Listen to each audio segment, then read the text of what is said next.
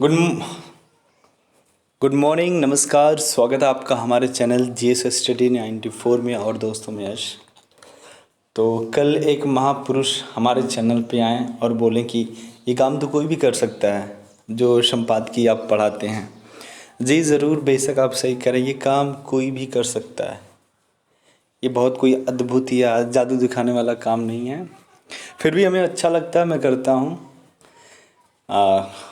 फिर भी आपके सजेशन के लिए, आपके कॉम्प्लीमेंट के लिए थैंक यू सो मच। तो दोस्तों चलते हैं, आज हम जानेंगे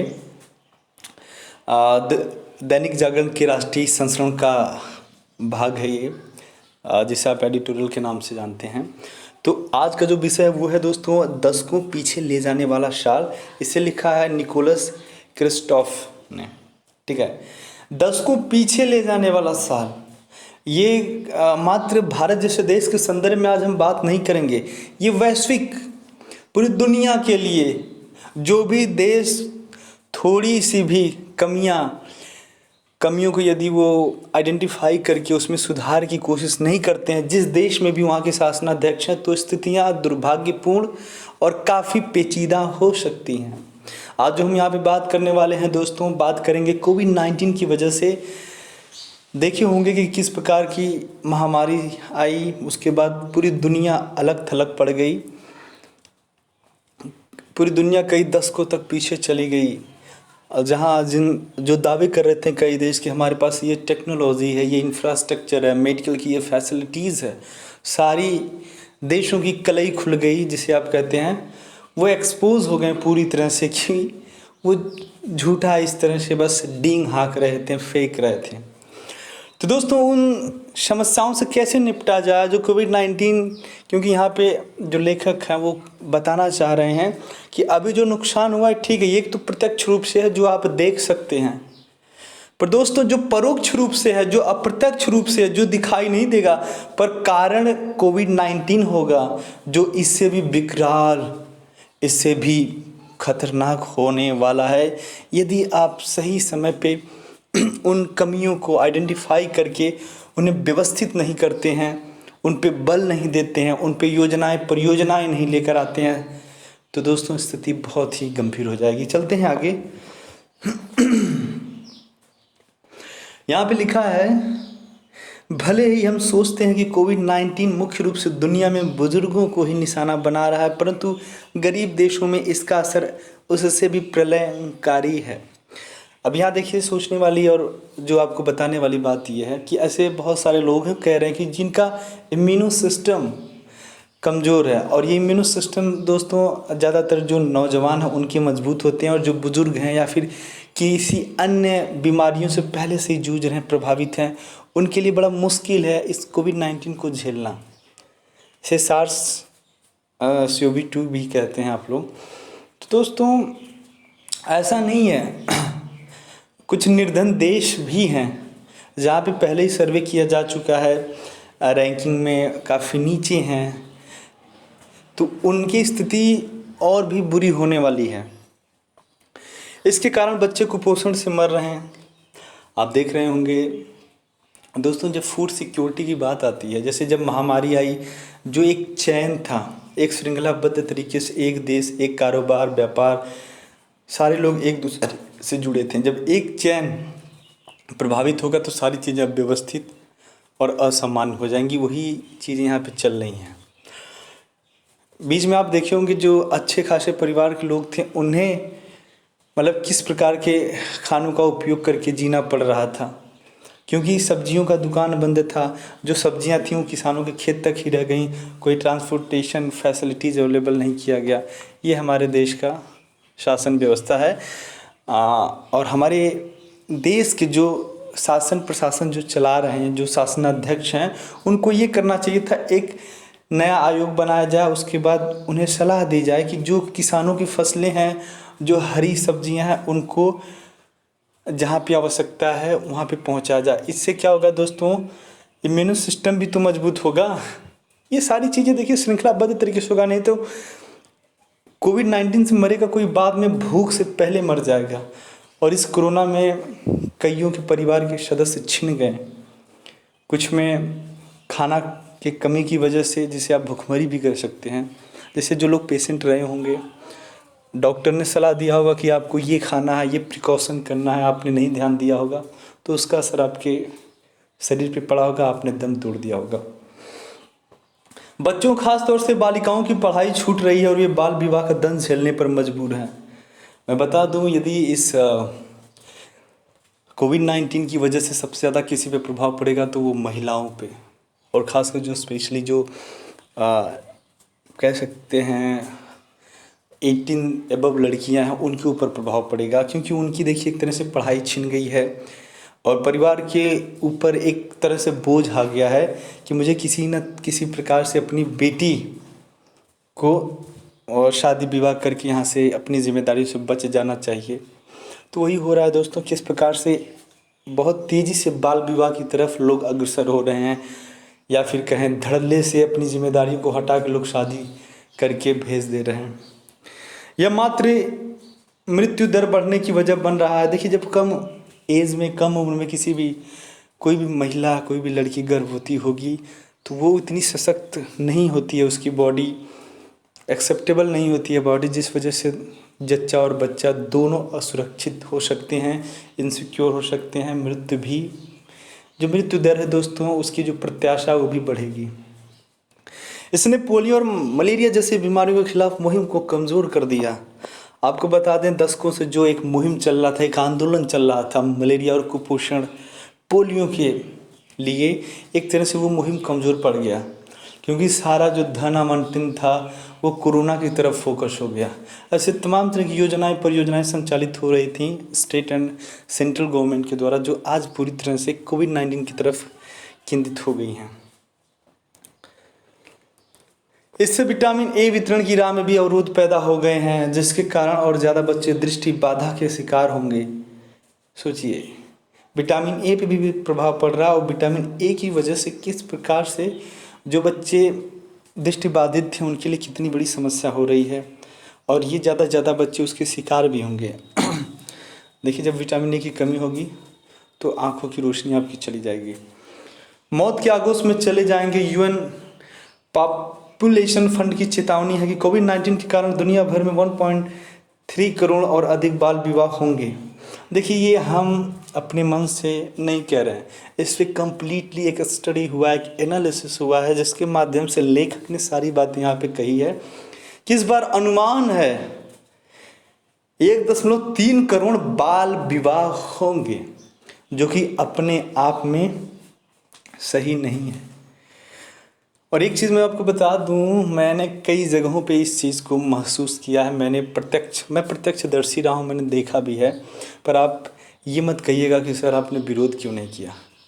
कभी कभार विरोध प्रदर्शन करना भी उचित नहीं होता है। माना कि हम लोग पढ़े लिखे हैं, पर हमारे यहाँ जो ऑर्थोडॉक्स टाइप के हैं, ये ऐसे लोग रूढ़िवादी नहीं। यदि आपने विरोध कर दिया तो आपका शायद जान न बचे।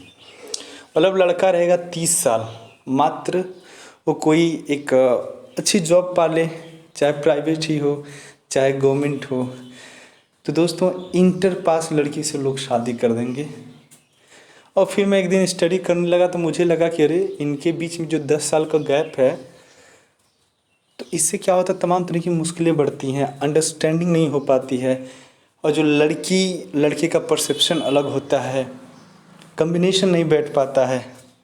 इससे लड़की का शोषण होगा, और ये भी हो सकता है कि लड़की कम समय में विधवा हो जाए। ये तो 100% है कि 10 साल पहले वो जो लड़का है उसकी मृत्यु होगी, ये 10 साल बाद इसकी होगी।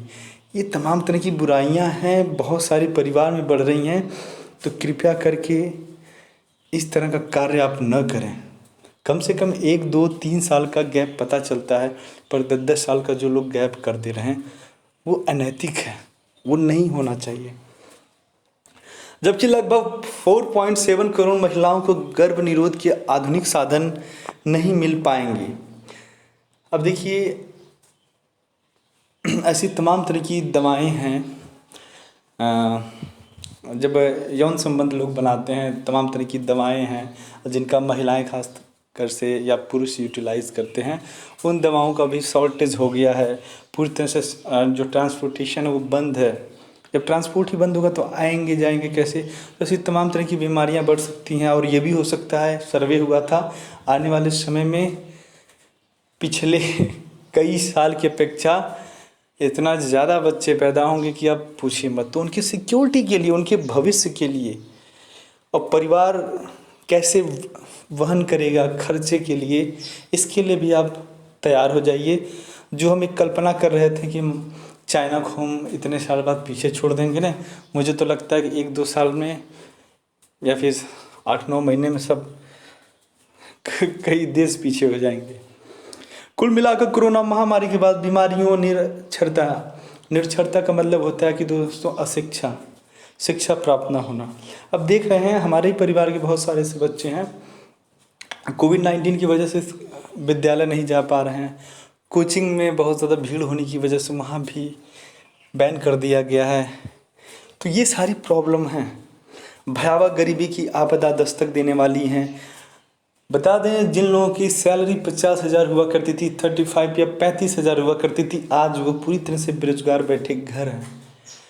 तो जो उनका एक श्रृंखलाबद्ध तरीके से जो परिवार का खान पीन चल रहा था, जो उनका समाज हर जगह से जुड़ा हुआ था, वो देखिए परिवार और आर्थिक बल पे ही जुड़ा था। पर दोस्तों आज वो भी सोच रहे हैं कि मैं कौन सा बिजनेस स्टार्ट करूं, मैं क्या करूं कि मैं एक अच्छे भविष्य की तरफ बढ़ सकूं, परिवार को संचालित कर सकूं। ये बहुत बड़ी समस्याएं हैं लोगों के सामने। कोविड-19 का दुष्प्रभाव केवल उन पर नहीं होगा जो इसके संक्रमण में आए, बल्कि उन विकासशील देशों के लोगों पर अधिक होगा जिनकी अर्थव्यवस्था, शिक्षा और स्वास्थ्य का ढांचा इस आपदा ने हिला कर रख दिया है।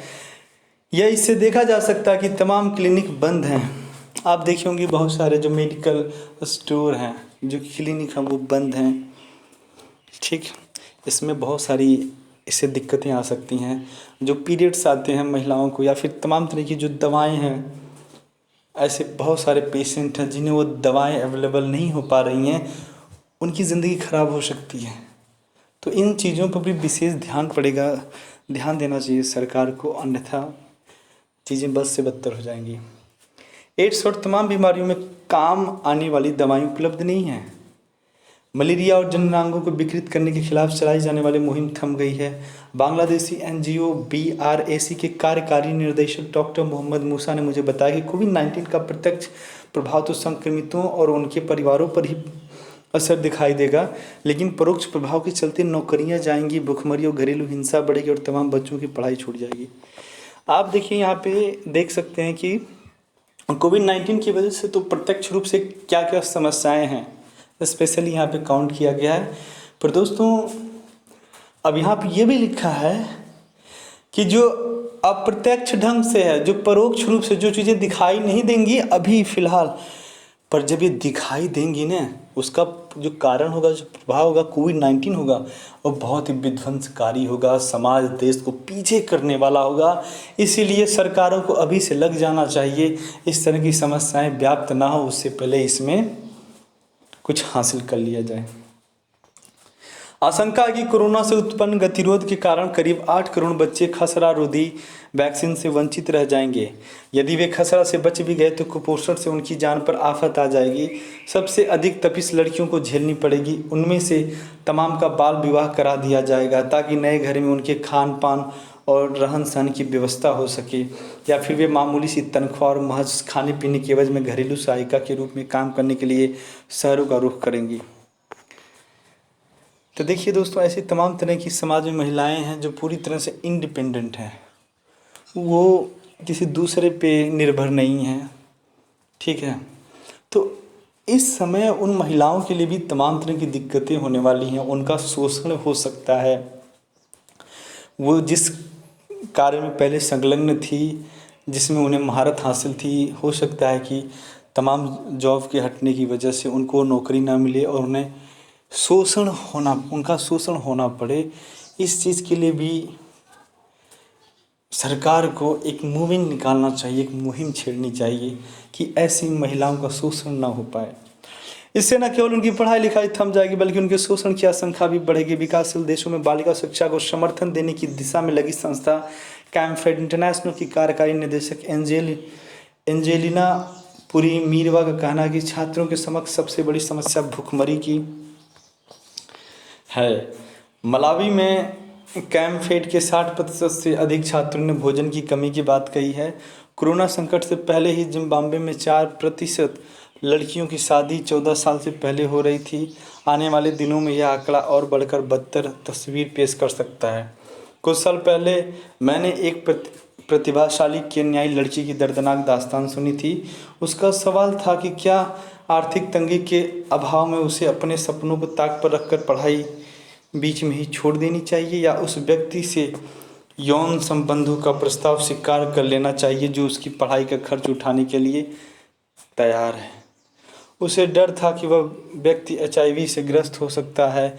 अब तमाम लड़कियों को ऐसी अनहोनी वाले विकल्पों से जूझना होगा। लॉकडाउन और आर्थिक गिरावट से जुड़ी इस आपदा ने विदेशों से आने वाले धन यानी रेमिटेंस को भी प्रभावित किया है। तो दोस्तों देख सकते हैं कि समस्याएं पूरी वैश्विक स्तर पर फैल गई हैं। कोई ऐसा देश नहीं बचा है जो इसकी चपेट में ना आया हो।